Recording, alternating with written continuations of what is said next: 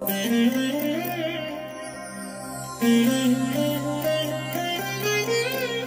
దినం పరము నుండి దిగివచ్చు మాట.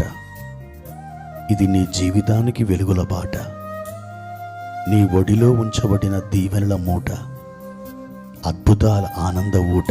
జూన్ 11 సంవత్సరమంతా మీరు బైబిల్ చదివి ముగించడానికి ఈరోజు మీరు చదవలసిన లేఖన భాగము ఉదయం ఎజ్రా గ్రంథం 1-2 అధ్యాయములు, సాయంత్రం యోహాను సువార్త 19వ అధ్యాయము 23 నుండి 42 వరకు. ప్రభునందు నాకు అత్యంత ప్రియమైన దేవుని బిడ్డలారా, ఈ ఉదయకాల సమయంలో దేవుని కృప మీకు తోడైననుగాక. ఈ ఉదయం ప్రభు సన్నిధిలో కొద్దిసేపు అయినా ప్రార్థించారా? దేవుని వాక్యాన్ని చదువుకున్నారా? మీరు దేవుని వాక్యాన్ని చదువుతున్నప్పుడు ప్రభు యొక్క స్వరం దేవుని వాక్యముల నుండి వినగలుగుతున్నారా? ఈ లోకంలో ఎన్నో వేల మంది మనతో మాట్లాడి ఉంటారు. విస్తారమైన ప్రజలతో మనకు పరిచయాలు ఉన్నాయి. వాళ్ళ మాటలు విని విని కొన్నిసార్లు నొచ్చుకున్నాం, కొన్నిసార్లు సంతోషించినాం. సంతోషించిన మాటల కంటే నొచ్చుకున్న మాటలు మన జీవితంలో బహుశా ఎక్కువే ఉండొచ్చు. కానీ దేవుని మాటలు అలా కాదు. దేవుడు మనతో మాట్లాడినప్పుడు మనకు ధైర్యం కలుగుతుంది, నిరీక్షణ పుడుతుంది. నిరాశలో నుండి నిరీక్షణలోకి మనం సాగి వెళ్తాం. మన బలహీనత బలముగా మార్చబడుతుంది. మన యొక్క ఆవేదన ఆనందంగా రూపాంతరం చెందుతుంది. అందుకని మీతో మరొకసారి చెప్పవలసి వస్తుంది. దేవుని యొక్క వాక్యాన్ని చదివి దేవుని వాక్యములో నుండి ఆయన స్వరాన్ని మీరు వినండి. ప్రియమైన దేవుని బిడ్డలారా, పరిశుద్ధ గ్రంథంలో నుండి ఒక మాట చదువుకుందాం. జకర్యా గ్రంథం 14వ అధ్యాయము 17వ వచనం.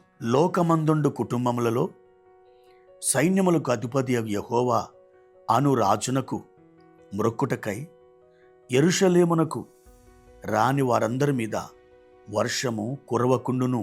ప్రియ దేవుని బిడ్డలారా, లోకములోని ప్రతి వ్యక్తికి ఆయన ఒక పిలుపునిస్తున్నాడు. ఇదిగో మీరు నన్ను మ్రొక్కుటకై యెరూషలేమునకు మీరు వచ్చినట్లయితే మీ మీద వర్షం కురుస్తుంది.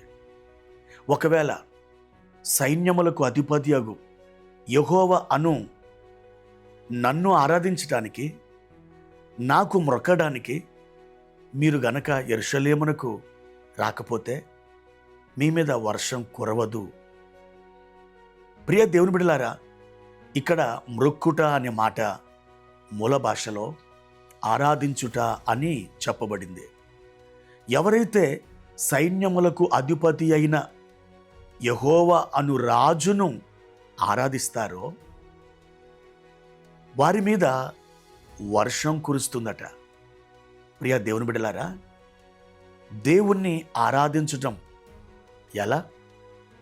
దేవుణ్ణి ఆరాధించడం మనం ఆయన యొక్క స్వభావ లక్షణాలని, ఆయన యొక్క మంచితనాన్ని గురించినటువంటి పాటలని కొన్ని ఎన్నుకొని ఆయన సన్నిధిలో ఏక మనసుతో ఏకాత్మతో పాడినప్పుడు ఆయనకి మహిమ కలుగుతుంది. అంటే అది ఆయనకు ఆరాధనగా మారుతుంది. అది ఆరాధనగా మారితే దేవునికి ఆటోమేటిక్గా మహిమ కలుగుతుంది. ప్రియ దేవుని బిడ్డలారా, దేవుని ఆరాధించడానికి ఈరోజు మీరు ఎలుగెత్తి కొన్ని స్తుతి పాటలు పాడండి. మీరు కొంత సమయాన్ని కేటాయించుకోనండి. దేవుణ్ణి స్తుతించి గణపరచండి. మీరు స్తుతించడం ప్రారంభిస్తే మీ స్తుతిని ఒక సింహాసనంగా దేవుడు మారుస్తాడు. ఆ స్తుతి అనే సింహాసనం మీద ఆయన ఆసీనుడుగా ఉంటాడు. అప్పుడు దేవుడు ఎక్కడున్నాడని అర్థం? నీ ప్రక్కనే, నీ స్తుతుల సింహాసనం మీదనే ఆయన ఆసీనుడై ఉన్నాడు. అప్పుడు దేవునికి ఇమ్మానుయేలు అనే పేరు సార్థక నామధేయం అవుతుంది. ప్రియమైన దేవుని బిడ్డలారా, ఆయనని నిరంతరం స్తుతించండి, ఆయన గణపరచండి, ఆయనకి స్తుతియాగము చేయండి. మీ స్తుతులతో ఎరుకో ప్రాకారాలని కూల్చివేయండి. మీ స్తుతులతో గొల్యాతులను పడగొట్టండి. మీ స్తుతులతో అమాలేకీయులని ఓడించండి. మీ స్తుతులతో యోర్దానుని చీల్చివేయండి. దేవుడు మన ప్రార్థన కంటే ఎక్కువగా మన స్తుతిని, మన ఆరాధనను కోరుతున్నాడు.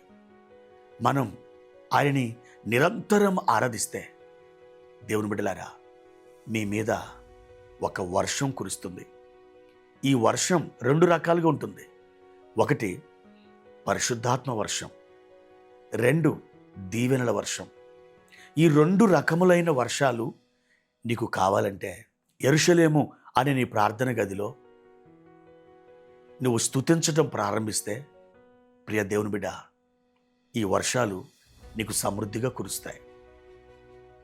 అప్పుడు నిన్ను చూసిన వారు ఆశ్చర్యపోతారు. నీలో దైవిక కళను వారు చూడగలుగుతారు. దేవుని యొక్క మహిమ నీ నుండి నలుదిశలకు వ్యాపిస్తుంది. అట్టి కృప దేవుడు మనకు దయచేయునుగాక. ప్రార్థన. పరిశుద్ధుడా, ప్రేమ కలిగిన తండ్రి, మీ ఘనమైన నామానికి స్తోత్రాలు. ఈ ఉదయకాల సమయంలో మా ప్రియ తండ్రి, మా ప్రియులను ఒక్కసారి జ్ఞాపకం చేసుకొనండి. సైన్యములకు అధిపత్యగు యెహోవా అను రాజునకు మ్రొక్కుటకై యెరూషలేము అనే ప్రార్థన గదిలో ప్రభువా, నీ బిడ్డలు ఆయత్తో పడినట్లుగా సిద్ధపరచండి. ప్రభువా, మీ యొక్క ఆత్మవర్షం, మీ దీవెనల వర్షం మా ప్రియులందరిపైన కుమరించి వారిని సంతోషింపచేయమని యేసు నామములో ఈ ప్రార్థన అడుగుచున్నాను తండ్రి. ఆమేన్.